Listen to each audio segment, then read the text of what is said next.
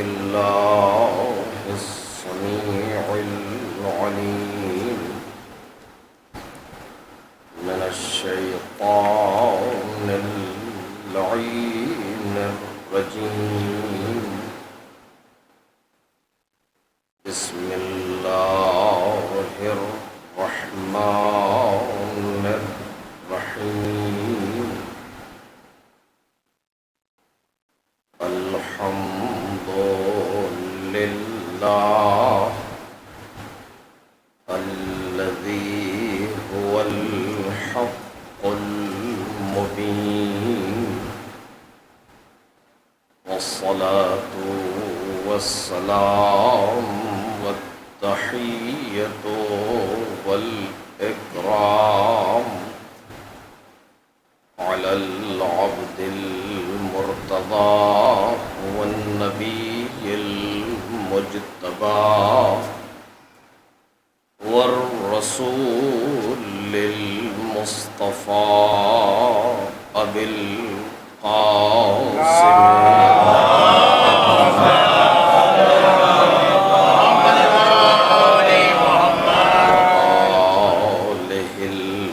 الطيبين الأطهرين الأكرمين المعصومين المظلومين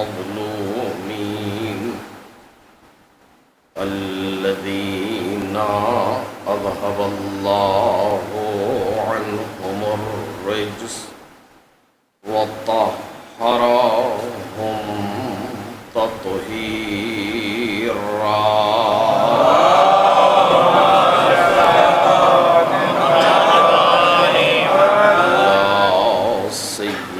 ابن الزهراء بقية الله وآيته الكبرى واللعنة الأبدية على أعدائهم أجمعين. أما بعد فقد قال رسول الله صلى الله عليه وآله: إنا لقتل الحسين حرارة في قلوب المؤمنين لا تبردوا أبدا. صلوات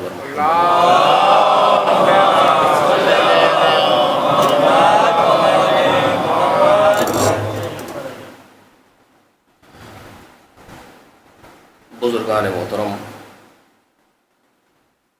اور برادران ارجمند، حضور سرور کائنات احمد مجتبی حضرت محمد مصطفیٰ صلی اللہ علیہ وسلم سے منسوب ایک حدیث شریف ہے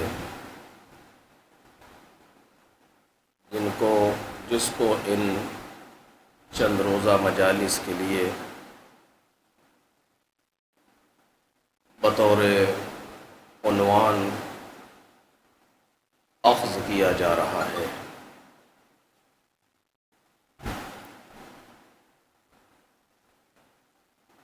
ارشاد ہو رہا ہے کہ انا لقتل الحسین حرارتاً، بے شک حسین کے قتل کی وجہ سے ایک حرارت ہے، ایک گرمی ہے. فی قلوب المومنین، مومنوں کے دلوں میں، کہ جس حرارت اور گرمی کی صفت یہ ہے کہ لا تبردو ابدا، کہ جو کبھی بھی سرد اور ٹھنڈی نہیں پڑ سکتی۔ علیکم السلام۔ یہ مختصر سے چند فقرے ہیں کہ جو سرور کائنات نے فرمائے ہیں، اور انہی کے ذیل میں ہم ان چند دن آپ کے سامنے گفتگو کریں گے۔ یہ وہ گھرانہ ہے، یہ وہ خاندان ہے جس کا کمال ہی یہ ہے کہ الفاظ بہت کم ہوتے ہیں، معانی بہت زیادہ ہوتے ہیں۔ ایک اور دوسری چیز یہ کہ الفاظ بہت سادہ ہوتے ہیں، معانی بہت دقیق ہوتے ہیں۔ یہ کمال ہے اس گھرانے کا، اور اس گھرانے کے علاوہ کہیں بھی ہم کو یہ کیفیت نظر نہیں آتی اس درجے کی کہ جب بات کہتے ہیں تو بالکل سادی، بالکل آسان اور مختصر، لیکن جب انسان اس پہ غور کرتا چلا جاتا ہے تو جتنا بھی غور کرتا چلا جائے نئے نئے گوشہائے فکری اجاگر ہوتے چلے جاتے ہیں۔ یہ اس خاندان کا کمال ہے، اور شاید یہ اس لیے بھی ضروری تھا کہ یہ وہ خاندان ہے جو ہم تراز قرآن مجید ہے، جو قرآن مجید کا ہم پلہ ہے۔ میں نہیں کہہ سکتا ایسی باتیں، جنہیں کہنے کا حق تھا انہوں نے کہا ہے، کیونکہ یہ باتیں ہم جیسوں کے قد سے بہت بڑی ہیں کہ ہم قرآن مجید کے وزن پر گفتگو کریں یا اس خاندان کی فضیلت پر گفتگو کریں۔ ہماری حیثیت کتنی ہے، لیکن جن کی حیثیت تھی انہوں نے بیان کیا، انی تارکن فیکم الثقلین۔ کیونکہ مجلسیں صرف 3 دن جو میں خطاب کروں گا، وقت کم ہے، لہٰذا بغیر تمہید اور مقدمے کے وارد ہوا ہوں بحث میں، لہذا جلدی جلدی گزارش کروں گا۔ انی تارکن فیکم الثقلین، کتاب اللہ وعطرتی اہل بیتی۔ میں تمہارے درمیان 2 چیزیں چھوڑ رہا ہوں، گراں قدر، قیمتی، وزنی اور سنگین۔ ایک اللہ کی کتاب اور دوسرے میرے اہل بیت، میری عطرت۔ ما ان تمسکتم بہما لن تضلوا بعدی، جب تک تم ان دونوں سے وابستہ رہو گے کبھی گمراہ نہیں ہوگے۔ عجیب ہے، اس حدیث پر بھی گفتگو ہو تو بہت کچھ بیان کرنے کے لیے ہے، لیکن اس کے بعد کا جو فقرہ ہے وہ ہمارے لیے شاہد مثال ہے کہ وَإِنَّهُمَا لَن يَفْتَرِقَا حَتَّى يَرِدَ عَلَيَّ الْحَوْض، اور یہ دونوں آپس میں کبھی جدا نہیں ہوں گے یہاں تک کہ حوض کوثر پر میرے پاس آئیں گے، مجھ سے ملاقات کریں گے۔ کون دونوں؟ قرآن اور اہل بیت، یہ آپس میں جدا نہیں ہوں گے۔ کتنی سادی بات ہے، آپ دیکھیں، کوئی لفظ ایسی نہیں ہے جو انسان کی سمجھ میں نہ آ رہی ہو، جاہل سے جاہل انسان سے کہیے سمجھ میں آ جائے گا اس کے، کوئی واضح سے الفاظ ہیں۔ کتنی مختصر گفتگو، کتنی سادی گفتگو، لیکن کتنی دقیق ہے۔ ہم محسوس نہیں کر سکتے ہم جیسے لوگ کہ پیغمبر نے کیا کچھ کہہ دیا اس مختصر سی چیز میں۔ اس میں سے ایک بات میں آپ کے سامنے وہ بناقص بیان کر رہا ہوں کہ وَلَن يَفْتَرِقَا حَتَّى يَرِدَ عَلَيَّ الْحَوْض، یہ دونوں آپس میں متفرق، افتراق نہیں ہوگا ان کے درمیان کس میں؟ قرآن اور اہل بیت میں۔ مطلب کیا ہے اس کا؟ اچھا، میں یہ بات ہمیشہ کہتا ہوں، آپ کے سامنے پہلی بار گفتگو کر رہا ہوں، یہاں بھی کہہ دوں کہ میری گفتگو کے مخاطب میرے ہمسن و کمسن بھائی ہیں، بزرگوں سے خطاب نہیں کرتا۔ ان کی ذرہ نوازی ہوتی ہے کہ یہاں بیٹھے ہوتے جتنا ہمارا علم نہیں، اس سے کہیں زیادہ ان کا تجربہ ہے، ہم اپنے ہمسن و کمسن بھائیوں سے خطاب کر رہے ہیں۔ لہٰذا اس طرح کے جملے اگر کہیں گے تو بزرگوں پر گراں نہ گزرے کہ کیا مطلب ہے اس کا کہ یہ دونوں آپس میں جدا نہیں ہوں گے، یعنی کیا؟ ہم اس جملے سے بالآخر ہمارے لیے کہا ہے نا پیغمبر نے، آپ کے لیے کہا ہے پیغمبر نے، کیا سمجھے اس سے کہ یہ دونوں وَإِنَّهُمَا لَن يَفْتَرِقَا، جدا نہیں ہوں گے۔ لفظ لن سے نفی ہو رہی ہے کہ کبھی بھی جدا نہیں ہوں گے، ہرگز جدا نہیں ہوں گے۔ یعنی اگر یہ کہوں تو غلط نہیں ہے کہ ان دونوں کے درمیان جدائی امکان نہیں رکھتی، اور اگر وقت ہوتا تو میں آپ کے سامنے عرض کرتا اگر اس پر گفتگو ہو کہ تکویناً جدائی ممکن نہیں ہے۔ ایک مرتبہ ایسا ہوتا ہے کہ جدائی ممکن ہے، ہوتی نہیں ہے۔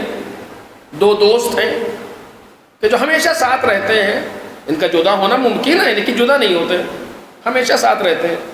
ایک مرتبہ ہے کہ روح کا رشتہ جسم سے، جدائی ممکن نہیں ہے۔ اگر جدا ہو جائے تو پھر زندگی ممکن نہیں ہے۔ یہ دوستوں کے طریقے سے نہیں ہے، امکان نہیں ہے جدائی کا، کہ اگر جدائی ہو جاتی ہے تو پھر حیات کا امکان نہیں بچے گا۔ اسی طریقے سے قرآن و اہل بیت کے درمیان جدائی کا امکان نہیں پایا جاتا، لیکن اس پر ابھی گفتگو نہیں کروں گا۔ لیکن بالآخر یہ دونوں آپس میں جدا نہیں ہوں گے، کیا مطلب ہے اس کا؟ ہم سمجھے کیا اس جملے سے؟ مطلب کیا ہے تو پیغمبر خود جانے۔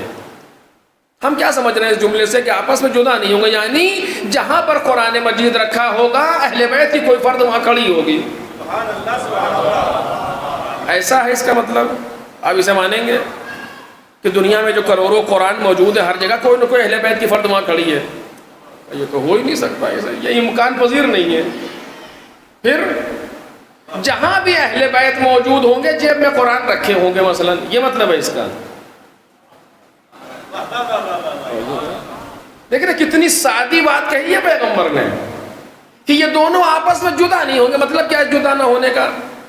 اور یہ کتنی دقیق ہے۔ اب اس جملے کو آپ دے دیجئے کسی عالم دین کو، اتنا زیادہ اس سمندر میں اتر سکتا ہے کہ کتاب لکھ دے گا اس جملے پر۔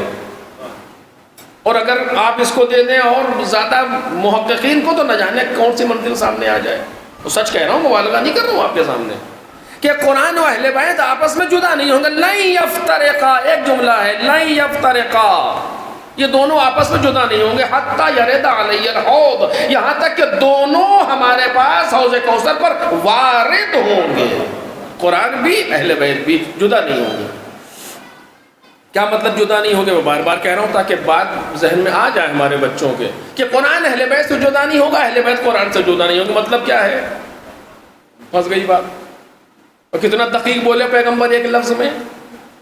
اب مجھے نہیں معلوم پیغمبر کا مطلب کیا ہے کہ کیسے جدا نہیں ہوگے، لیکن جو سمجھ رہا ہوں آپ کے سامنے گزارش کرنا چاہتا ہوں، صرف دقت پر گزارش کر رہا ہوں۔ کیوں جدا نہیں ہوں گے؟ اس لیے۔ کیسے جدا نہیں ہوں گے؟ کیوں جدا نہیں ہوں گے بات کبھی اور انشاءاللہ۔ کیسے جدا نہیں ہوں گے؟ جدائی نہ ہونے کا مطلب کیا ہے؟ یعنی جو شان قرآن ہے وہی شان اہل بیت ہے۔ توجہ کریں، جو انداز قرآن ہے وہی انداز اہل بیت ہونا چاہیے۔ جو اہل بیت کا طریقہ ہے وہی قرآن کا طریقہ ہونا چاہیے۔ چونکہ اگر دونوں کی شان بدل جائے اس کا مطلب ہے جدائی، اگر دونوں کا انداز بدل جائے اس کا مطلب ہے جدائی، اگر دونوں کا طریقہ بدل جائے اس کا مطلب ہے جدائی۔ تو قرآن مجید کا طریقہ کیا ہے کہ الفاظ کم ہوتے ہیں، معانی زیادہ ہوتے ہیں۔ قرآن مجید کا انداز کیا ہے کہ الفاظ بہت کم ہیں، معانی بہت زیادہ ہیں۔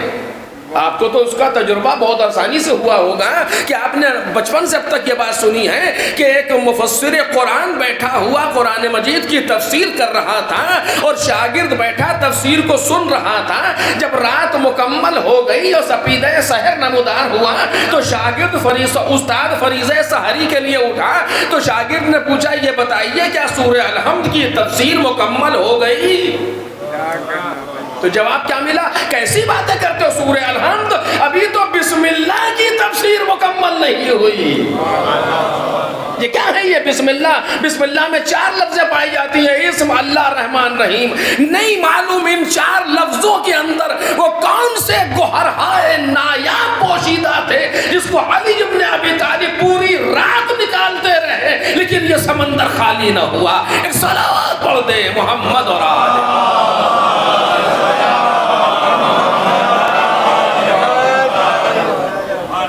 ایک 4 لفظ ہیں، اسم اللہ رحمان رحیم، بسم اللہ الرحمن الرحیم، اور کیا کہہ رہے تھے مولا کائنات پوری رات اس کے اندر کہ تفسیر مکمل نہیں ہو رہی، مکمل نہیں ہوئی۔ اب ایک جملہ کہوں سکتا ہے کہ علی جیسا انسان بھی بسم اللہ کی تفسیر کو ایک رات میں مکمل نہیں کر سکا۔ توجہ کیجئے، علی جیسا انسان، مجھ جیسا ہوتا تو مکمل کر لیتا، چونکہ میں کہیں نہیں کتنا تھا اس کے اندر، علی جیسا تھا اسی لیے مکمل نہیں کر سکا۔ نہیں معلوم آپ بات محسوس کر رہے ہیں؟ نہیں، یہ مکمل نہیں کر سکا مولا کائنات کا نقص نہیں ہے، کمال ہے۔ یہ کمال علی ابن ابی طالب ہے کہ مکمل نہیں کر سکے، یعنی کیا مطلب ہوا؟ مکمل نہیں کر سکے میں علی ابن ابی طالب کی کمی اور نقص نہیں ہے، بلکہ کمال علی ہے کہ اتنا لے کر کے آئے ہیں دینے کے لیے کہ رات چھوٹی ہو گئی، باتیں باقی رہ گئی۔ ایک صلوات پڑھ دے محمد اور آل۔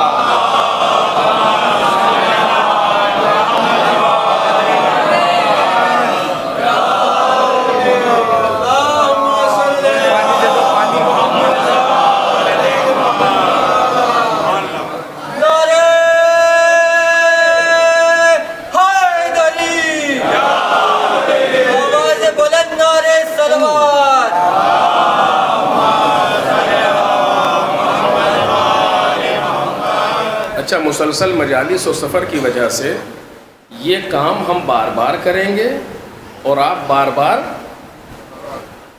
صلوات پڑھیں محمد اور آل۔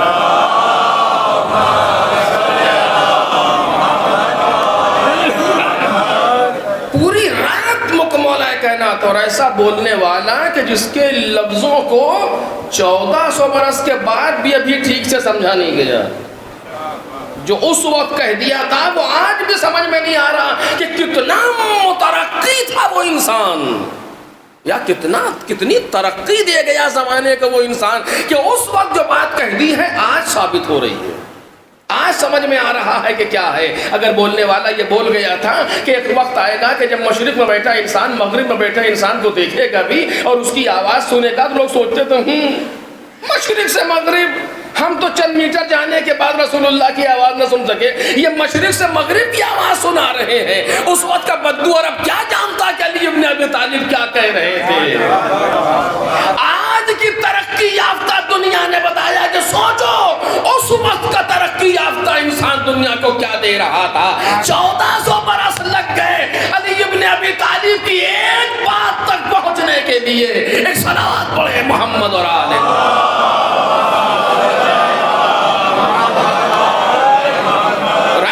انسان جب قرآن مجید کے سامنے بیٹھا تھا پوری رات بسم اللہ الرحمن الرحیم کی تفسیر مکمل نہیں ہوئی، یہ انداز قرآن ہے، یہ کمال قرآن ہے کہ 4 لفظوں کے اندر سمندر ہے جسے پوشیدہ کر دیا۔ تو یہی انداز اہل بیت کے یہاں بھی ہونا چاہیے گفتگو کا۔ میں نے ابھی آپ کے سامنے عرض کیا کہ وہ ایک سادی لفظوں میں کہہ گئے تھے کہ ایک وقت آئے گا کہ جب مشرق میں بیٹھا انسان مغرب میں بیٹھے انسان کو دیکھے گا بھی، بات بھی سنے گا لیکن سمجھے رہا تھا کیا کہہ رہے ہیں۔ آج پتہ چل رہا ہے کہ کیا کہہ رہے ہیں۔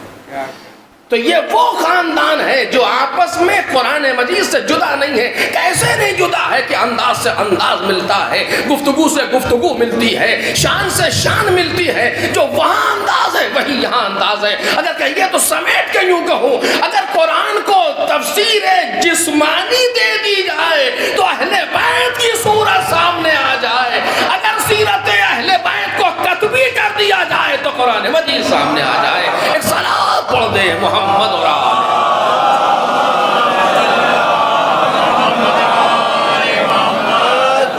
تو یہ ایسا خاندان ہے کہ جہاں الفاظ بہت کم اور معانی بہت زیادہ، اور بس اسی پر میں 2-3 جملے آج مقدمتاً آپ کے سامنے گزارش کروں گا تاکہ میں حدیث کو بیان کر سکوں آپ کے سامنے کہ میرے عزیزو، قرآن مجید کے لیے ایک حدیث ہے کہ یفسر بعضہ بعضا، توجہ کریں کہ قرآن مجید وہ ہے جس کا کچھ قرآن مجید کے کچھ کی تفسیر کرتا ہے۔ عجب، یعنی ایسی کتاب خدا نے بھیجی جو مفسر بھی مفسر بھی، تفسیر بھی خود ہی کر رہا ہے اور اپنی تفسیر کر رہا ہے۔ یعنی کیا مطلب؟ یعنی مثلا فرض کیجئے سورہ بقرہ میں ایک آیت ہے جس کی تفسیر سورہ احزاب کی کوئی آیت کر رہی، 33واں سورہ احزاب، یا مثلا سورہ انفال میں کوئی آیت پائی جاتی ہے اس کی تفسیر سورہ آل عمران میں ہو رہی ہے، مثلا برعکس پیچھے سے آگے۔ یہ قرآن مجید میں الا ماشاء اللہ پایا جاتا ہے، اور جو انسان اس کو نہیں سمجھ سکے گا وہ قرآن مجید سے نتائج نہیں لے سکتا۔ اسی لیے ہمارے پاس جو ایک شاہکار تفسیر ہے جس کا نام ہے تفسیر المیزان، اس کا عنوان ہی یہی ہے، تفسیر قرآن بالقرآن، قرآن مجید کی تفسیر قرآن مجید کے ذریعے سے۔ عجیب ہے، وہ کاش وقت ہو اور انسان اس پر گفتگو کرے کہ بالآخر کیا ہے۔ تو یعنی یہ ہو سکتا ہے کہ قرآن مجید اپنی تفسیر خود کر رہا ہے، ایک آیت کوئی بات کہتی ہے اور دوسری آیت دوسری بات کہتی ہے، جب دونوں کو ملاؤ گے تو نتیجہ سامنے آئے گا۔ واضح، اس میں مثالیں دینے کی ضرورت نہیں ہے، ورنہ چونکہ اگر موضوع قرآن ہوتا تو مثال دیتا آپ کے سامنے۔ شفاعت کی مثال ہے، علم غیب کی مثال ہے، دوسری مثالیں ہیں، پروردگار کے جسم و جسمانیات کی مثالیں ہیں، کہیں کچھ کہتا ہے کہیں کچھ کہتا ہے۔ کیوں اس طرح سے ہے؟ کیونکہ ایسی کتاب بھیجنا تھی جو رہتی دنیا تک کے لیے باقی رہے۔ تو ایسی گفتگو کر رہا ہے کہ تمہارا امتحان بھی ہو جائے، ہماری بات بھی پہنچ جائے۔ ایک صلوات پڑھیں محمد اور آل محمد۔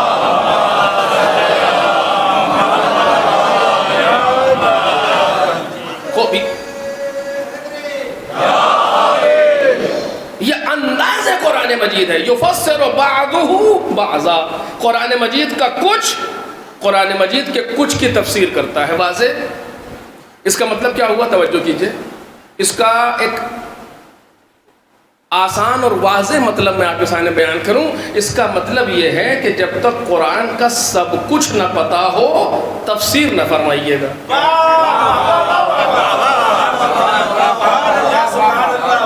ہے نا، جب تک قرآن کا سب کچھ نہ پتا ہو تفسیر نہ فرمائیے گا۔ اس آیت میں تو یہ لکھا ہے کہ درست ہے، اس آیت میں یہ لکھا ہے، اور بھی آیتوں میں کچھ لکھا ہے۔ کیا کہنا؟ لا یعلم الغیب الا ھو، سوائے اس کے کوئی غیب کو نہیں جانتا۔ اگر اسی جگہ تک رہ گئے تو بات کچھ اور آئے گی، اور اگر دوسری آیتوں تک پہنچے تو کہیں کہے گا کہ کوئی نہیں جانتا سوائے مجتبی بندوں کے، کوئی نہیں جانتا سوائے مرتضی بندوں کے۔ ایک صلوات بولے محمد اور آل محمد۔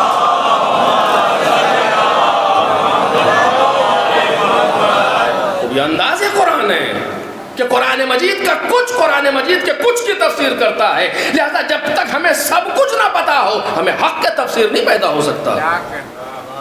کیسے تفسیر کریں گے؟ آپ نے ایک آیت کو سمجھا ہے، اس آیت کو دوسری آیت سے ملائیں گے نتیجہ کچھ اور نکلے گا، تو کیسے معلوم کہ قرآن مجید یہ کہنا چاہتا ہے؟ قرآن مجید کا نظریہ کیا ہے، قرآن مجید کا ویو کیا ہے، ہم کیسے بیان کریں گے؟ خوب، یہ بات واضح ہو گئی۔ اب جو میں نے پہلا جملہ کہا تھا کہ قرآن مجید کا انداز اہل بیت کا انداز ہونا چاہیے، اور اہل بیت کا انداز قرآن مجید کا انداز ہونا چاہیے۔ قرآن کا انداز یہ ہے کہ اہل بیت نے فرمایا کہ یفسر بعضہ بعضا، تو حدیث کا بھی انداز یہی ہونا چاہیے کہ یفسر بعضہ بعضا، حدیث کا کچھ حدیث کے کچھ کی تفسیر کرتا ہے۔ توجہ کریں جو بات عرض کر رہا ہوں۔ ممکن ہے کہ پیغمبر اکرم حضرت محمد مصطفیٰ صلی اللہ علیہ وآلہ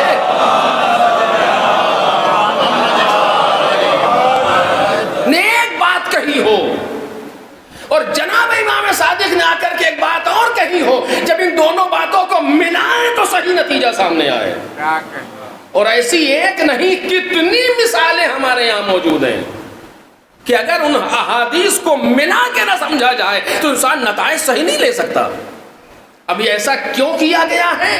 یہ بڑی تفصیلی گفتگو ہے جو کہ موضوع حدیث نہیں ہے، ورنہ آپ کے سامنے تفصیل سے گزارش کرتا کہ یہ کرنے کی ضرورت کیا تھی۔ جو قرآن نے کیا وہی حدیث نے بھی کیا، کیوں کیا یا پھر انشاءاللہ کبھی، لیکن موجود ہے۔ یہ آپ میرے کہنے سے مان لیں، اگر وقت ہوگا تو میں آپ کو گزارش بھی کر دوں گا، مثال جیسے میں نے قرآن کی مثال دے دی آپ کے سامنے، حدیث میں بھی یہی کیفیت پائی جاتی ہے۔ اب ایک جملہ صرف یہاں پر عرض کرنے کہہ چکا ہوں اس سے پہلے بھی کہ کچھ لوگ آئے جناب امام صادق علیہ السلام کے پاس،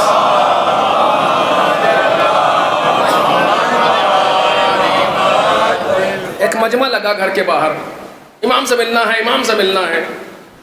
پھر امام جانتے تھے کہ انہیں سب پتہ ہے کون کہاں کب آ رہا ہے، کس لیے آ رہا ہے۔ گھر کے باہر آئے، بالا خانے بگئے، لوگوں کو دیکھا اور ان لوگوں نے کہا کہ مولا آپ کے پاس علم غیب ہے یا نہیں ہے؟ علم غیب ہے یا نہیں ہے؟ خوب، جب سوال ہے اور نہیں میں ہو تو آپ کو ایک طرف کو انتخاب کرنا پڑتا ہے کہ یا ہے کہیں یا نہیں کہیں، جو کہ وجود و عدم پر سوال ہو رہا ہے۔ وجود و عدم کے سوال میں ایک طرف کو انتخاب کرنا ہوتا ہے انسان۔ مولا کیا کریں؟ توجہ کریں، علم غیب ہے یا نہیں ہے؟ امام نے اس مقام پر ایک دوسرے انداز سے گفتگو کی، کہا ابھی میری کنیز ایک غلطی کر کے مجھ سے چھپ گئی تھی، میں اس کو ڈھونڈ رہا تھا کہاں ہے۔ لوگوں نے کہا ہاں اس کا مطلب علم غیب نہیں، چلو چلو چلو چلے گئے۔ جو ساتھ میں خادم تھا اس نے کہا مولا آپ کو علم غیب نہیں ہے؟ کہا اندر آؤ تو بتاتے ہیں۔ جب اندر گئے تو کہا کہ کیا ہوا؟ کہا کہ یہ جو آئے تھے، اگر میں کہہ دیتا کہ میرے پاس علم غیب ہے تو یہ کہتے کہ آپ خدا ہیں، چونکہ قرآن مجید کی آیت لے کر کے آئے تھے کہ لا یعلم الغیب الا ھو۔ اگر میں کہہ دیتا کہ میرے پاس علم غیب ہے تو یہ کہتے کہ آپ خدا ہیں۔ میں نے ان کی توحید کو بچانے کے لیے یہ مثال پیش کی ہے۔ ایک صلوات پڑھیں نا محمد اور آل محمد۔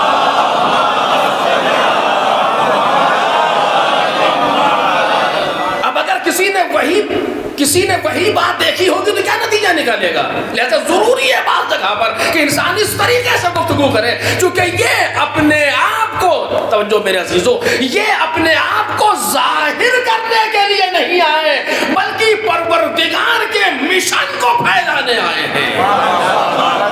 بڑا فرق ہوتا ہے اپنی شخصیت کو منوانے میں اور بڑا فرق ہوتا ہے اللہ کا بندہ بنوانے میں۔ ایک صلوات پڑھ دے محمد اور آل۔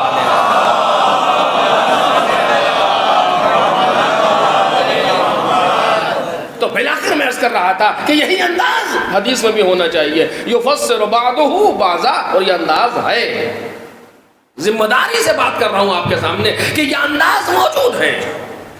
ایک جملہ یہاں پر اور کہوں تاکہ اور بات تھوڑی سنگین ہو جائے اور بس بات کو آخری مراحل پر لے چلوں۔ قرآن مجید کا دورانیہ کتنا ہے؟ پیریڈ کتنے سال میں قرآن مجید نازل ہوا؟ کیونکہ قرآن مجید ایک کتابی صورت میں نہیں آیا کہ جناب جبرائیل ایک کتاب لے کر کے آیا رسول اللہ یہ کتاب پروردگار عالم نے چھاپ کے بھیجی آپ کے لیے، ایسا نہیں ہوا، بلکہ وہ قرآن مجید پیغمبر پر ایک ایک کر کے آیتیں آتی رہیں۔ کیسے آتی رہیں یہ بہت ہی دقیق مسئلہ ہے، کاش کوئی ایسا موقع ہو کہ انسان اس پر گفتگو کرے بالآخر کہ کیسے، کیا تھا نزول قرآن، کیا ہوتا تھا، کبھی اور قرآن مجید نے بیان کیا ہے۔ آتا رہا قرآن، پیغمبر اسے بیان کرتے رہے، یہ آیت فلاں سورہ کی فلاں آیت کے بعد رکھ دو، یہ آیت فلاں سورہ کی فلاں آیت کے پہلے رکھ دو، یہ ہوتا رہا۔ آج جو ہمارے سامنے قرآن مجید موجود ہے یہ بالکل منعن پیغمبر کا چھوڑا ہوا، پیغمبر کا ترتیب دیا ہوا، نہ اس میں ایک لفظ کم ہے نہ زیادہ ہے۔ سوروں کی ترتیب بھی پیغمبر کی ہے، آیتوں کی ترتیب بھی پیغمبر کی ہے۔ قرآن کوئی ایسی ہلکی کتاب نہیں ہے کہ جس پر غیر معصوم کا احسان آئے۔ ایک صلوات پڑھے محمد اور آل۔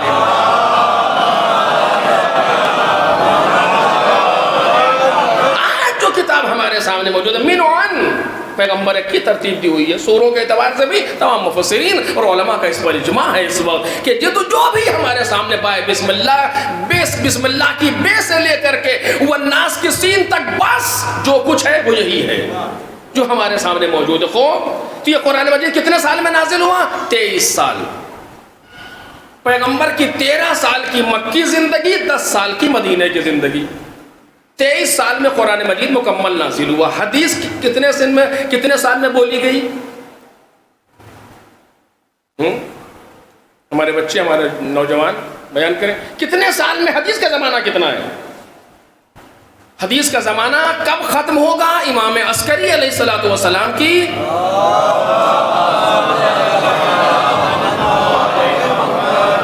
شہادت پر. اس کے بعد پھر عوام کا رابطہ امام سے نہیں رہ گیا. 260 ہجری پر امام کی شہادت ہے. آئیں گے 8 ربیع الاول 260 ہجری امام عسکری دنیا سے تشریف لے گئے. اگر آپ بہت زیادہ حدیث کے زمانے کو آگے لے جائیں تو 329 غیبت صغریٰ کو بھی جوڑ لے کر، جبکہ وہ بھی زمانہ اس طرح سے حدیث کا زمانہ نہیں ہے، لیکن ملا کر کچھ باتیں آتی رہیں. 329 سے مکمل غیبت کبریٰ کا آغاز ہے. حدیث کا زمانہ ختم ہو گیا. اگر اس 260 سال میں پیغمبر کی زندگی کو جوڑ لیں 13 سال اور تو 273 سال بس. اور اگر پیغمبر کو مائنس کر کے زندگی کو لے کے چلے تو 250 سال پیغمبر کے بعد سے. پیغمبر سن 11 کے شروع میں چلے گئے، 28 صفر سن 11 ہجری اور 260 ہے، 250 سال بچتے ہیں. یعنی تقریباً 250 سال کا زمانہ ہے حدیث کا. واضح؟ اتنے سال میں احادیث معصومین مکمل ہوئی. توجہ کیجیے جو بات کہہ رہا ہوں، مکمل ہوئی یعنی کیا؟ اتنا وقت ضروری تھا حدیثوں کے بیان کے لیے.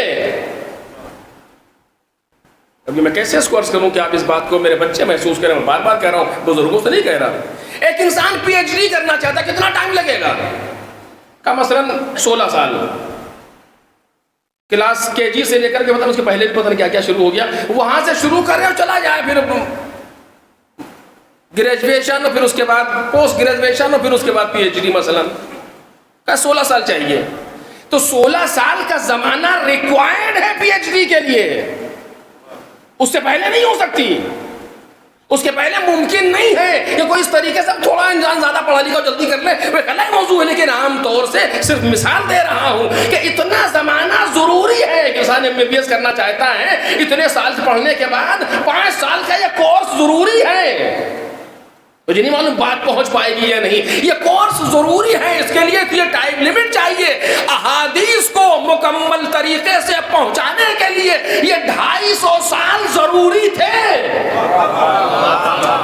میری بات واضح ہو جائے. یہ 250 سال ضروری تھے تاکہ بشریت کا ذہنی ارتقاء اس منزل پر آ جائے کہ جب ہم چلے جائیں تو وہ اپنے مسائل کا حل خود تلاش کر سکے. ایک صلوات پڑھے محمد اور آل محمد.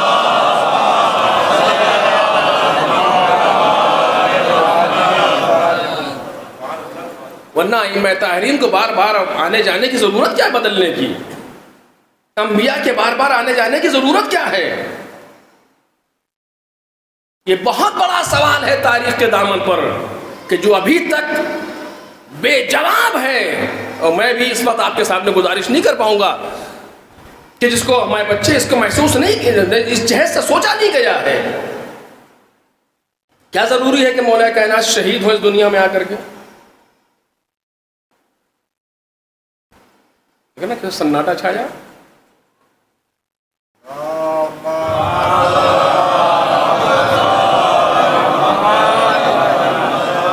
بعض موقعوں پر یہ سناٹا بڑا اچھا لگتا ہے. میں اکثر کہتا ہوں کہ سناٹا 2 وجہوں سے ہوتا ہے، یا سو رہے ہیں یا سوچ رہے ہیں. سو تو کوئی رہا نہیں، مجھے دکھ رہا ہے سوچ ہی رہے ہوں گے انشاءاللہ. کیا ضروری ہے کہ مولا کائنات شہید ہو مسجد کوفہ میں؟ کیا ضروری ہے کہ حسن ابن علی زہر کا جام پیئیں؟ کیا ضروری ہے کہ حسین ابن علی کربلا میں اس طریقے سے شہید کیے جائیں؟ کیوں؟ یہ سوالوں کے جواب کہاں سے آئیں گے؟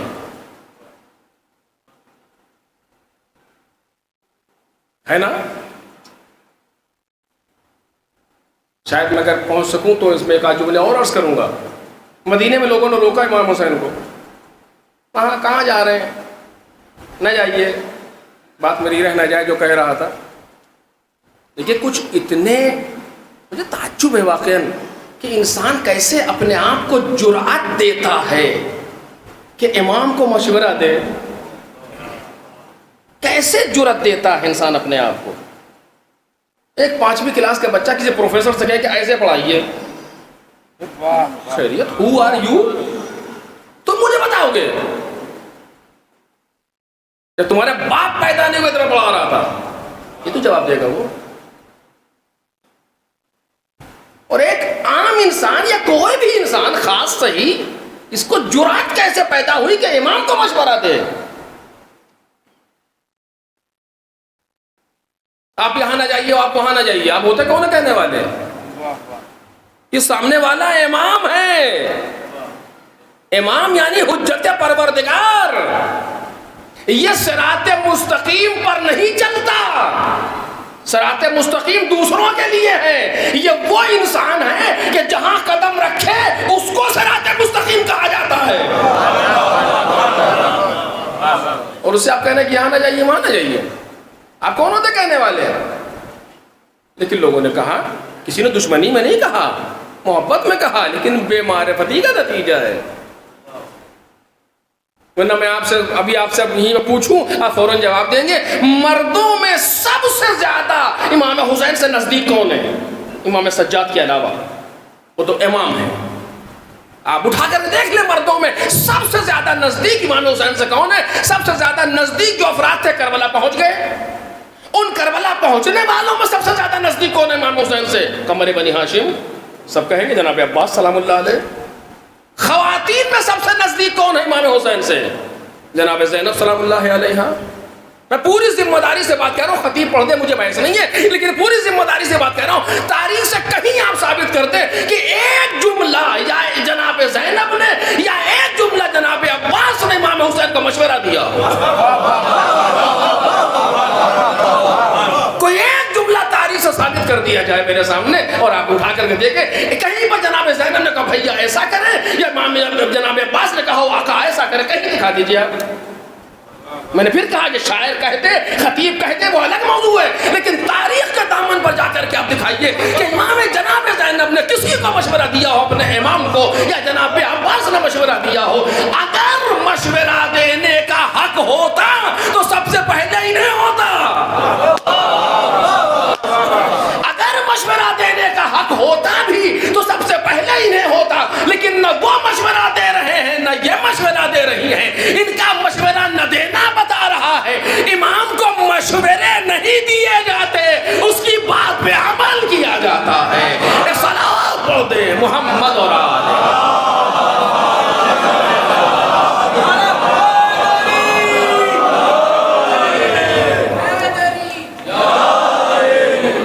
ایک صلوات پڑھے محمد اور آلہ.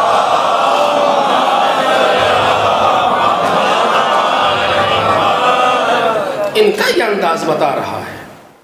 مشورہ تھوڑی امام کو دے جاتا ہے کہ آپ ایسا کیجئے, آپ ایسا کیجئے, یوں کیجئے, تم کیجئے. تو بالآخر ضرورت تھی کہ عقل بشری اس مقام تک پہنچ جائے کہ جب ہم دنیا سے جائیں تو یہ ہو. کیوں مولا کائنات شہید ہو رہے ہیں؟ کوئی امام حسین سلام اللہ علیہ کربلا آ رہے ہیں. جب لوگوں نے مشورہ دیا, جہاں سے بات آئی پہنچی تھی, یہاں نہ جائیے وہاں نہ جائیے, امام حسین نے کیا جواب دیا؟ تو کتنا خطرناک جواب ہے یہ. افسوس یہ ہے کہ ہم بچپن سے سنتے سنتے بعض چیزوں کو اتنا عادی سے ہو گئے کہ اس کی اہمیت کا اندازہ نہیں لگا پاتے, جیسے مچھلی پانی کا اندازہ نہیں لگا پاتی سمندر کے اندر. امام حسین نے کیا جواب دیا؟ ان اللہ شاء جرانی قتیلا. سنو, جب لوگ سے ہم زبان ہماری ہے کہ جب مشورہ سن سن کے عاجز آ گئے تو خاموش کرنے کے لیے امام حسین سلام اللہ علیہ نے تاریخی جملہ کہا کہ سنو, ان اللہ شاء جرانی قتیلا, خدا چاہتا ہے کہ مجھے قتل ہوا دیکھے. امام کا جملہ ہے یہ. اچھا, ابھی بھی سمجھ میں نہیں آئی لوگوں کی, حیرت ہے. اچھا ٹھیک ہے, آپ جا رہے ہیں تو جائیں, ان بیویوں کو نہ لے جائیں. پھر وہی پھر امام نے کہا ان اللہ شاء ان یراہن سبایا, خدا چاہتا ہے کہ انہیں اسیر دیکھے. کیا مطلب ہے اس شاء کا؟ اس پر اگر بحث ہو تو بہت وقت درکار ہے کہ جہاں ان مسائل کو ڈسکس کیا جائے، اور اس کے علاوہ کوئی دوسری جگہ ہمارے پاس نہیں ہے، معاف کیجیے گا۔ اگر یہاں سے نہیں بیان ہوگا تو آخر کہاں سے بیان ہوگا؟ دو ہی جگہ ہیں، یا یہ یا وہ، یا حسین ابن علی کا ممبر یا پروردگار کے نماز جمعہ کا خطبہ۔ دو ہی جگہ ہیں جہاں سے علوم پھیلانے کا وسیلہ بنایا گیا ہے جن کو، اور اس سے زیادہ سب سے زیادہ افیکٹو، سب سے زیادہ یعنی جو جذباتی جگہ ہے وہ یہی ہے، اور سب سے زیادہ مؤثر وہ ہے۔ اگر تب اس پر کوئی کام کیا جائے سب سے زیادہ مؤثر جگہ وہ ہے۔ اگر وقت رہا تو عرض کروں گا کیوں قتل ہو، فکر ان اللہ شاہ، خدا چاہتا ہے۔ اب اس میں کتنے کراس کوشچن آ رہے ہوں گے ذہن میں بچوں کے، اور کتنے سائیڈ ایفیکٹس پیدا ہو رہے ہوں گے، لیکن میں چھوڑ رہا ہوں چونکہ اچھا ہے کہ ذہن میں سوال پیدا ہو تاکہ ذہن جواب کی طرف جائے۔ وہ ذہن منجمد ہوتے ہیں، بیکار ہوتے ہیں جہاں سوال نہ پیدا ہو سکے، اور وہ ذہن ترقی کرتے ہیں کہ جہاں سوال پیدا ہو جائے۔ وہ دوسرے مذاہب ہیں جو سوال کرنے سے منع کرتے ہیں، ہم اس مذہب کے ماننے والے ہیں جو کہتا فاسألو، سوال کرو۔ ایک صلوات پڑھیں محمد اور آلہ۔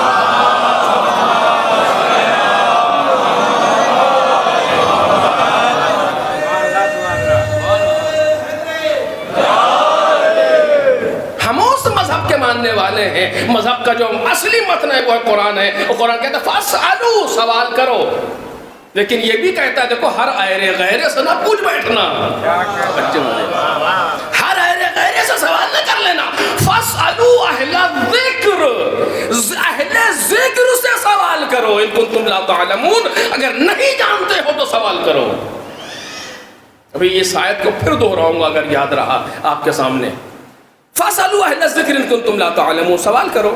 تو سوال، جس ذہن میں سوال ایجاد ہو گیا وہ ذہن مترقی ہوتا ہے۔ اس ذہن میں ترقیاں پیدا ہوتی ہیں جہاں سوال ایجاد ہو جائیں، اور جہاں سوال ایجاد نہ ہو وہ انجماد ہے، وہ منجمد ذہن ہے، وہ ترقی نہیں کر پاتا۔ بالآخر میں خیر جہاں تک سے بات شروع کر رہا تھا، کیوں ایسا ہوا؟ آپ کہیں گے لوگ شہید کر رہے تھے، خب لوگ تو ابھی تک شہید کرتے رہتے، یہ بات 11 پر رک کیوں گئی آ کر کے؟ کارخانے قدرت میں کمی واقع ہو گئی کیا؟ 12ویں کو اٹھا لیا، تو جو 12ویں کو سیکورٹی نظام کے تحت اٹھا سکتا ہے وہ پہلے کو بھی اٹھا سکتا تھا۔ جو 12ویں کو محفوظ کر سکتا ہے، جو 12ویں کی حفاظت کر سکتا ہے یعنی خدا، وہ پہلے کی بھی کر سکتا تھا، نہیں کیا۔ 11 شیخ کے بعد ایک شہید ہوتے چلے گئے، 12ویں کو اٹھا لیا، کیوں؟ یہی کام آپ نے پہلے کیوں نہیں کر لیا؟ 11 نہ شہید ہوتے، اور سخت کروں مسئلے کو۔ جناب امام رضا علیہ السلام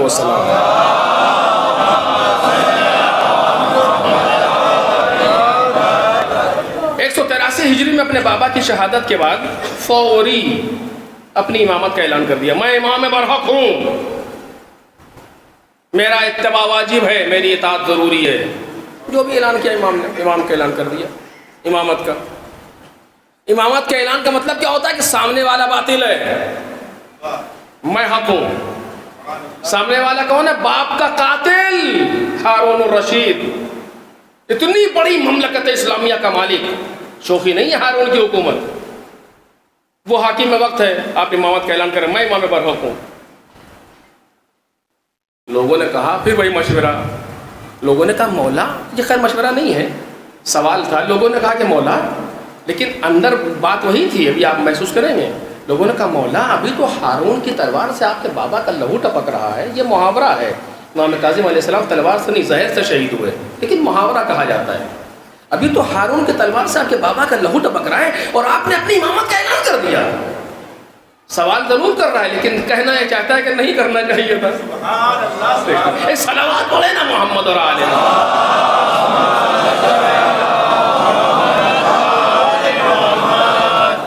مطلب یہ تھا کہ نہیں کرنا چاہیے تھا، نہیں روک پا رہا اپنے آپ کو، آپ نے امامت کا اعلان کر دیا۔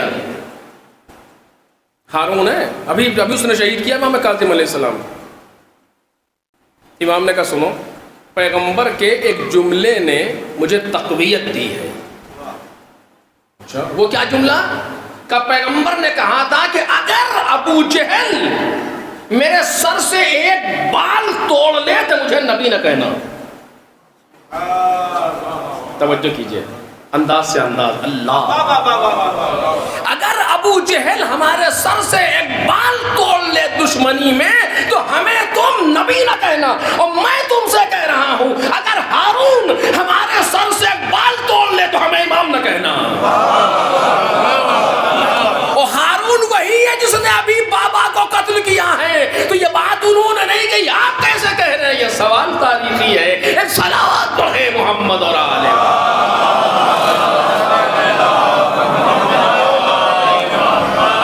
اگر ہارون ہمارے سر سے ایک بال توڑ لے تو ہمیں امام نہ کہنا. یہ جملہ کیا سمجھا رہا ہے ہمیں اور آپ کو؟ یہ امام ہے، فخر و فروشی نہیں کر رہے ہیں.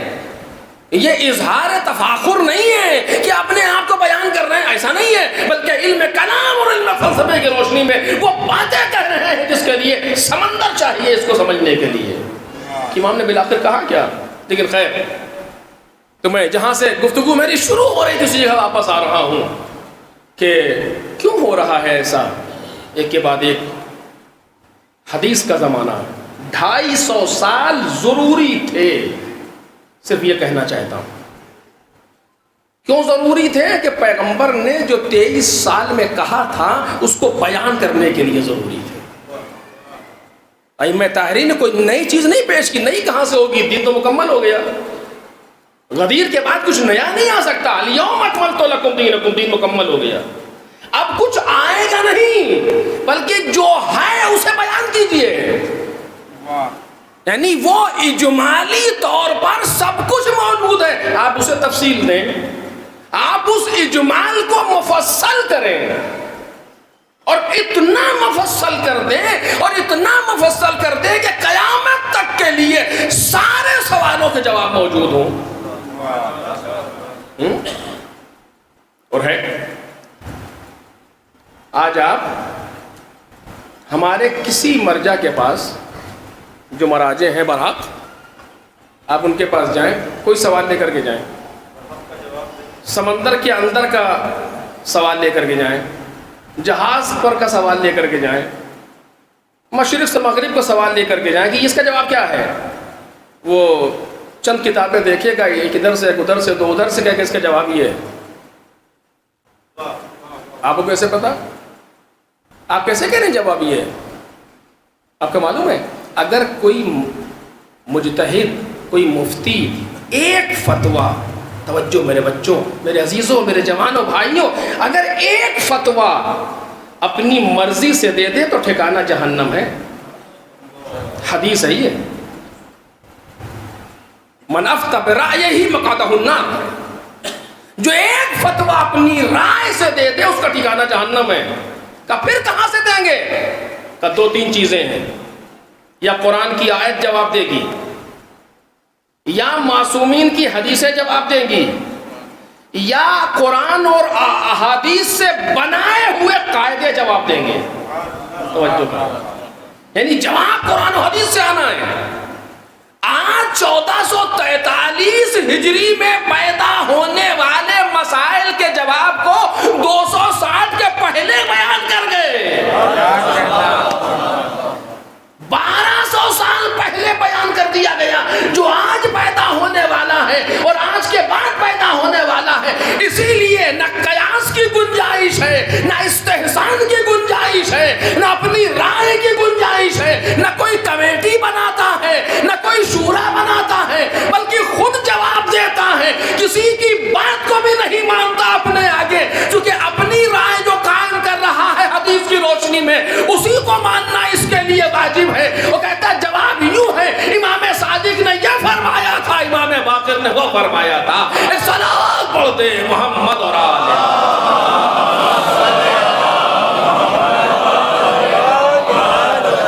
یہ تفصیل دی ہے انہی پیغمبر کے 23 سالوں کو. بس میں اپنی بات کو آخری مرحلے پہ لے آیا. تفصیل دی ہے کہ پیغمبر کی انہی باتوں کو.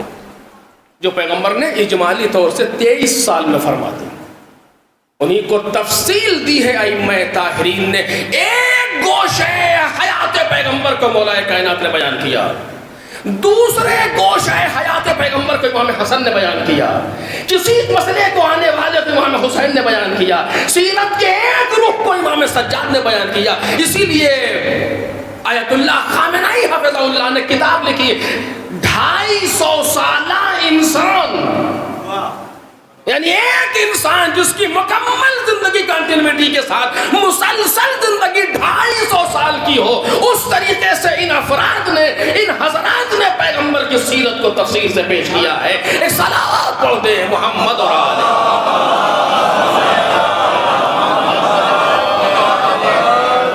تو آپ نے پہچانا کہ انداز سے انداز ملنا چاہیے قرآن مجید کے، شان سے شان ملنا چاہیے قرآن مجید سے۔ اور اب میں یہ بحث نہیں کروں گا کہ اہل بیت میں کون ہے کون نہیں ہے، میرے اعتبار سے یہ بحث بیکار ہے۔ ہم فراغ دل کے ماننے والے ہیں، ہمارے یہاں کوئی پابندی نہیں ہے۔ تم ایسا انسان پیش کرو جس کا انداز قرآن ہو، جس کی شان قرآن ہو، وہ اہل بیت میں شامل ہو جائے گا۔ ایک صلوات پڑھ دے محمد اور آلہ۔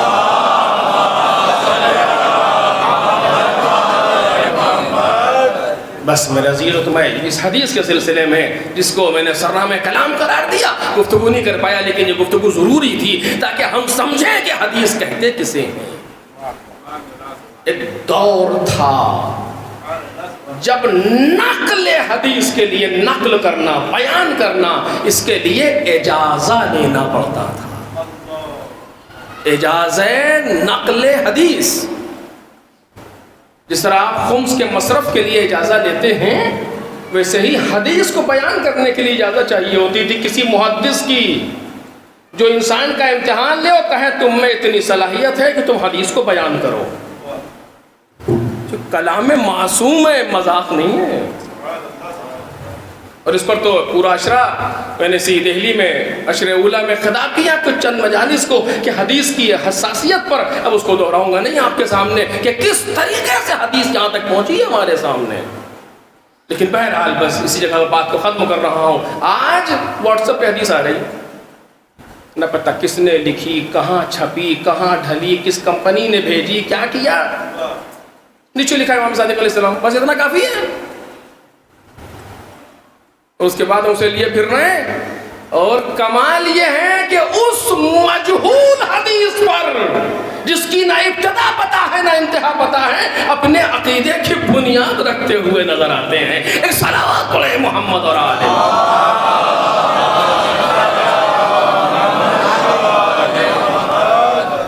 اگر آپ کہیے تو میں صرف ایک مسئلہ پہ ہم جلدی سے بیان کروں، ہمیں حق نہیں ہے کسی حدیث کو اس طریقے سے حتی فارورڈ کرنے کا، جب تک ہم کو پتہ نہ ہو اس کا سورس کیا آئی کہاں سے۔ ہم کون ہوتے ہیں فارورڈ کرنے والے؟ آپ کو حق ہے آپ روڈ پہ بیٹھ کے دوائیں لکھیں دل کے مریضوں کے لیے؟ ہمیں پتہ ہے ہم یہ دوا کھاتے ہیں وہ دوا کھاتے ہیں، یا اس پیپر میں دیکھی اس پیپر میں دیکھی تھی، دوسرے دن یہ ہو جائے گا۔ آپ کو حق کس نے دیا ہے دوا لکھنے کا؟ ماشاء اللہ، آپ کو حق کس نے دیا ہے حدیث بیان کرنے کا؟ اگر ہم نے مجھے بھی حق نہیں ہے، آپ میں اپنے لیے کہہ رہا ہوں، مجھے بھی حق نہیں ہے۔ اگر میں ایک حدیث کو فارورڈ کر دوں جس کو پڑھنے میں 10 سیکنڈ لگے، اس کو 6 لوگوں نے پڑھا، کتنا ٹائم لگا؟ 1 منٹ۔ 60 لوگوں نے پڑھا، کتنا ٹائم لگا؟ 1 گھنٹہ۔ مثلا اس 1 گھنٹے کا خدا کے نزدیک ذمہ دار ہوں کہ تم نے جو معمولی سے حدیث ایسے فارورڈ کی تھی، کچھ تو ایسے باولے ہیں کہ بغیر پڑھے فارورڈ کرتے ہیں، کیا ہے کیا چیز۔ ہمیں یاد ہے بچپن میں لوگ گھروں پرچے ڈال جاتے تھے کہ فلاں نے خواب دیکھا ہے، اس میں یہ ہوا، جب اس کو آپ لکھ کر کے اس خواب کو 40 لوگوں کو بانٹیں گے تو بڑی خوشی ملنے والی ہے، اگر نہیں بانٹا اس کا گھر جل گیا، یہ پتہ نہیں کیا کیا ہو گیا۔ آج کیا وہ زمانہ ماڈرنائز ہو گیا، آج اس طرح کے میسج آتے ہیں، کمپنیاں لکھ کر کے بیچتی ہیں، ہر آدمی لگا فارورڈ کرتے ہیں اس کو، کیا ہے یہ تماشا؟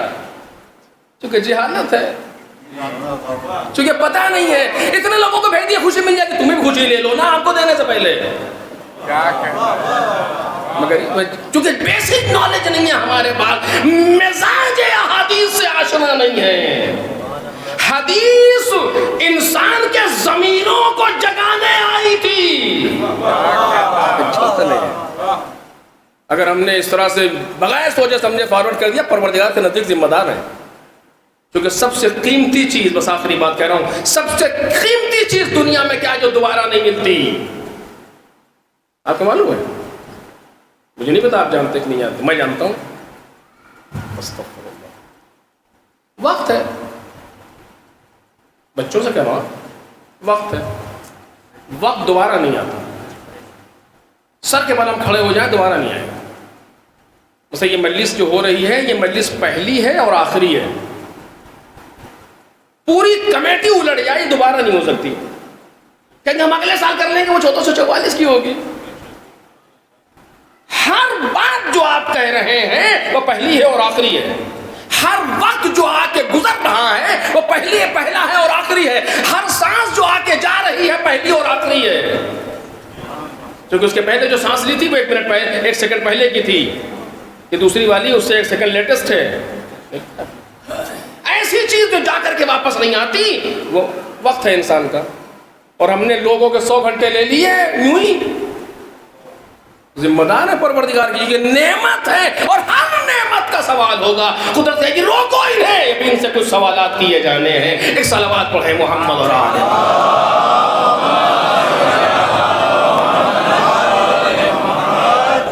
بس عزیزو. یہ سارے سوالات ہیں جو ہمارے سامنے آنے چاہیے اور ہمیں اس کے جوابات ہمارے بچوں کو آنے چاہیے. پہلے ہم خود بات کو سمجھیں کیا ہے، پھر اسے بیان کریں. اگر کوئی باہر سے نان مسلم آ جائے، کیا کر رہے ہو، ہم کیا کہیں گے؟ مجلس کر رہے ہیں. مجلس کیا ہوتی ہے؟ وہ ختم ہو گئی بات. مجلس ہوتی ہے؟ جی نہیں. اور جتنا اس سوال کے جواب میں ہم دقیق ہوں گے اتنا ہم پر بھی اثر ہوگا، اس پر بھی اثر ہوگا. شوخی نہیں ہے مجلس. مجلس میں آ کر کے بیٹھ جانا، شرکت کر لینا، یہ ایسے ہی نہیں ہے. یہ سب پروردگار کا نظام ہے. یہ روز اول سے پتا ہے کون کہاں جائے گا کہاں نہیں جائے گا. ہر مجلس کے بعد ہمیں پروردگار کی بارگاہ میں رخ کر کے شکر ادا کرنا چاہیے. مالک تیرا شکریہ کہ تو نے اس قابل سمجھا کہ فرش اعضاء پہ قدم رکھ لے. یہ ہمیں وقت نہیں ہے ورنہ میں عرض کرتا آپ کے سامنے، یہ کن لوگوں کا فرش اعضاء ہے ہمیں اندازہ ہی نہیں ہے. میں نے ابھی کہا کہ چونکہ مصائب سنتے سنتے یا واقعات سنتے سنتے اتنا عادی سے ہیں کہ ہمیں اندازہ ہی نہیں ہوتا کہ ہوا کیا. ایک خطیب ممبر پر بیٹھا ہوا مجلس پڑھ رہا تھا، عربی کی مجلس تھی، اور ایک مرجع وقت نیچے بیٹھے تھے. غالباً ابو حسن اصفہانی ہیں، نیچے بیٹھے ہو کے سن رہے تھے مجلس. اس کی مصائب پڑھ رہا تھا، یہ رو رہے تھے. اس نے ایک جملہ کہا مصائب میں. انہوں نے کہا خطیب ٹھہر جاؤ، آگے نہ پڑھنا. وہ سمجھا میں نے کچھ غلط کہہ دیا. کہا رکو، تمہیں پتا تم نے کیا کہا؟ پہلے ہم اس جملے کا حق تو ادا کر لیں، پہلے ہم اس جملے پر رو تو لیں. تمہیں معلوم ہے تم نے کیا کہا؟ اس نے کیا کہا تھا؟ اس نے کہا تھا دخلت زینب علی ابن زیاد، کہ جناب زینب ابن زیاد کے دربار میں داخل ہوئی. کتنی بڑی بات ہے یہ، ہم کیسے سمجھیں گے اس کو؟ کہاں علی کی بیٹی زینب اور کہاں ابن زیاد ملعون کا نجس دربار، تو وہاں شہزادی زینب والد ہو رہی. جناب زینب کے تاریخ فضیلت و کمال سے سارے جملے مٹا دیے جائیں، امام سجاد کا ایک جملہ کافی ہے. جناب زینب کے ان فضائل کو محسوس کرنے کے لیے اور جناب زینب کی شخصیت کو محسوس کرنے کے لیے امام نے بھرے مصائب میں یہ جملہ کہا ہے. لیکن چونکہ امام ہیں لہذا سارے جملے نپے تلے ہیں. کوفے کے بازار میں جناب زینب خطبہ دے رہی. میرے عزیزو، میں نے کہہ تو دیا اتنی آسانی سے آپ نے سن بھی لیا، لیکن خطبہ دے رہی کہ مطلب سمجھے کیا ہوا؟ یعنی جناب زینب معجزہ فرما رہی ہیں. خطیب حد سے زیادہ بھوکا ہو بول نہیں سکتا، خطیب حد سے زیادہ پیاسا ہو بول نہیں سکتا، خطیب پر حد سے زیادہ مصیبتیں پڑ جائیں تو بول نہیں سکتا، خطیب کے کہیں بے عزتی کر دی جائے تو بول نہیں سکتا، مجمع سامنے ساکت بیٹھا نہ ہو تو بول نہیں سکتا. یہ ساری چیزیں صحیح ہیں نا جناب زینب؟ یہ ساری چیزیں ایک ساتھ ہیں. جناب زینب کتنی بھوکی ہیں ہمیں پتہ نہیں، جناب زینب کتنی پیاسی ہیں ہمیں پتہ نہیں ہے، جناب زینب کا غم کتنا ہے ہم محسوس نہیں کر سکتے. مجمع سامنے تالیاں بجا رہا ہے، کوٹھے پر بیٹھی ہوئی عورتیں ہلا کر رہی ہیں، لوگ باجے بجا رہے ہیں، اور ایسے ماحول میں جناب زینب کو خطبہ دینا ہے. لیکن جناب زینب نے اپنے اختیار سے کام لیا ہے. آپ نے سنا ہے اس کو ضرور، لیکن میں صرف بات کو مکمل کرنے کے لیے کہہ رہا ہوں. جب جناب زینب نے بولنا چاہا تو لوگ شادیانے بجانے لگے کہ آواز نہ آ سکے زینب کی لوگوں کے کانوں میں. تالیاں بجانے لگے زور زور سے، عورتیں ہلا کرنے لگی کہ کوئی ان کی بات کو سن نہ سکے. جناب زینب نے کیا کیا؟ 2 رکعت نماز پڑھی، پروردگار سے کوئی دعا کی، کچھ نہیں، بلکہ عربی کا جملہ اسکتو کا ترجمہ کیا ہوا اردو میں کر کے؟ خاموش. ایک قیدی، وہ بھی خاتون، جس کے سارے بھائی مار دیے گئے، اس کے کہنے سے کوئی خاموش ہو جائے گا؟ جو اسیر جس کے ہاتھ بندھے ہوئے ہیں، ایسے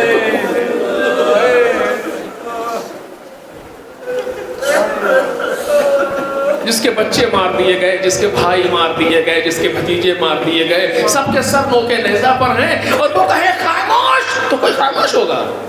لیکن راوی کہتا ہے کہ جیسے ہی جناب زینب نے کہا اس کو تو خاموش کا 2 اثر ہوئے. سکتت الاجراس وحبست الانفاس، جانوروں کے گلے میں پڑی ہوئی گھنٹیاں ٹھہر گئیں، لوگوں کے سینوں میں سانسیں گھٹ گئیں، یعنی اب سانس لینے کی بھی آواز نہیں آ رہی، گھنٹیوں کو ٹھہرا دیا. اللہ رے اختیار زینبی، مجھے مجبور نہ سمجھ لینا. اور سچ کہا تھا کہ وقت کی بات جو پابند رسن ہے زینب، ورنہ عباس سے بھائی کی بہن ہے زینب. اور ایسے عالم میں جب خطبہ دینا شروع کیا تو خطبہ دے رہی ہے جناب زینب. ایک شخص آتا ہے، اندھا ہے، بوڑھا ہے، نابینا صحابی، کہتا ہے لوگوں یہ بتاؤ کیا قیامت آ گئی؟ تو خیریت تو تمہیں کیسے پتا قیامت آ گئی؟ کہ میں نے پیغمبر سے حدیث سنی تھی کہ قیامت میں علی کی آواز سنائی دے گی. تو ہم علی کی آواز سن رہے ہیں. کہ چپ ہو جاؤ، یہ علی نہیں بول رہے، علی کی بڑی بیٹی زینب بول رہی.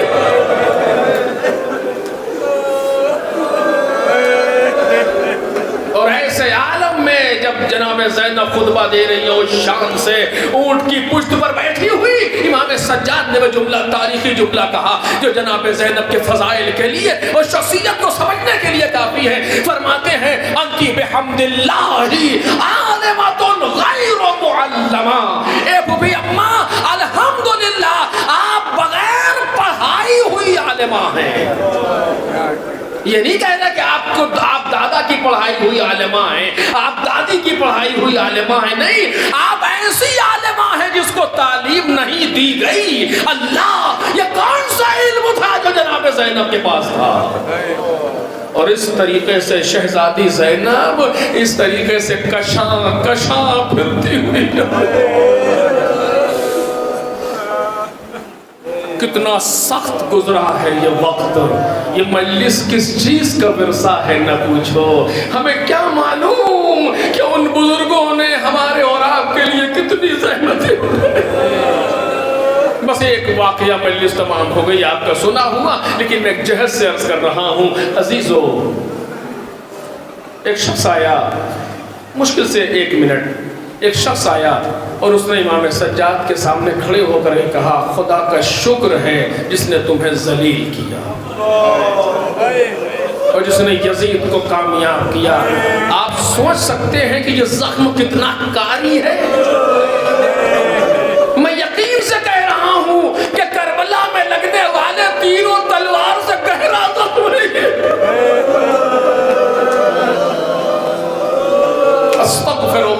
زبان جل جائے کیسے کہوں، لیکن چونکہ نقل کرنا بھی ضروری ہے تاکہ بچے محسوس کریں کہ ائمہ تحریر نے جھیلا کتنا ہے۔ آخر کس طریقے سے کہتا ہے امام سجاد، کیا کریں کیا کہیں اس انسان سے، کیسے کہیں؟ کربلا میں تلوار کے زخم برداشت کرنا بہت آسان تھا ان حضرات کے لیے، ان بہادروں کے لیے، ان جیانوں کے لیے، لیکن کربلا سے کوفہ، کوفے سے شام تک زبان کے زخموں کو برداشت کرنا بہت مشکل ہے۔ اور آخر کے کہتا ہے امام سجاد تو خدا کا شکر، تو امام سجاد وہ انسان ہے جو امام ہے۔ اسی لیے کہنے والے نے خوب کہا کہ یہ تحمل شاہکار عابد دلگیر ہے، ہاتھ میں ساری خدائی، پاؤں میں زنجیر ہے۔ امام سجاد نے اس کے جملے کو سنا، سن کے تحمل کیا، اور جب وہ کہہ چکا تو آپ نے پوچھا بھائی یہ بتاؤ تم نے قرآن پڑھا ہے؟ جیسے اس نے لفظ قرآن ان کے منہ سے سنا، ان کے منہ سے سنا، تو اس کو جھٹکا سا لگا، یہ قرآن؟ تم نے کہا ہاں ہم نے پڑھا ہے۔ تو آپ نے پوچھا کہ یہ بتاؤ تم نے یہ آیت پڑھی ہے قُلْ لَا أَسْأَلُكُمْ عَلَيْهِ أَجْرًا إِلَّا الْمَوَدَّةَ فِي الْقُرْبَى؟ اے پیغمبر آپ ان سے کہہ دیجئے کہ ہم اجر رسالت کے سلسلے میں کچھ نہیں چاہتے، صرف ہمارے قرابت داروں سے مودت اختیار کرو۔ کہاں ہم نے یہ آیت پڑھی ہے؟ وہ سوچ رہا ہے کہ آپ یہ آیت کہاں سے جانتے ہیں، اسے نہیں معلوم ہے نا کہ یہ کون ہے۔ امام نے دوسری آیت پڑھی، تم نے یہ آیت پڑھی ہے وَآتِ ذَا الْقُرْبَى حَقَّهُ، پیغمبر اپنے قرابت داروں کو ان کا حق دے دیجئے۔ کہاں ہم نے یہ آیت پڑھی ہے؟ امام نے تیسری آیت پڑھی، بھائی یہ بتا تو نے یہ آیت پڑھی ہے وَاعْلَمُوا أَنَّمَا غَنِمْتُم مِّن شَيْءٍ فَأَنَّ لِلَّهِ خُمُسُهُ وَلِلرَّسُولِ وَلِذِي الْقُرْبَى، جب کسی چیز سے تمہیں غنیمت مل جائے تو اس میں سے تو اللہ کا حق ہے، اللہ کے لیے 5واں حق ہے، اللہ کا حق ہے، اس میں اللہ اور اللہ کے رسول کا حق ہے، وہ قرابت داران پیغمبر کا حق ہے۔ تم نے آیت پڑھی ہے؟ کہتا ہاں ہم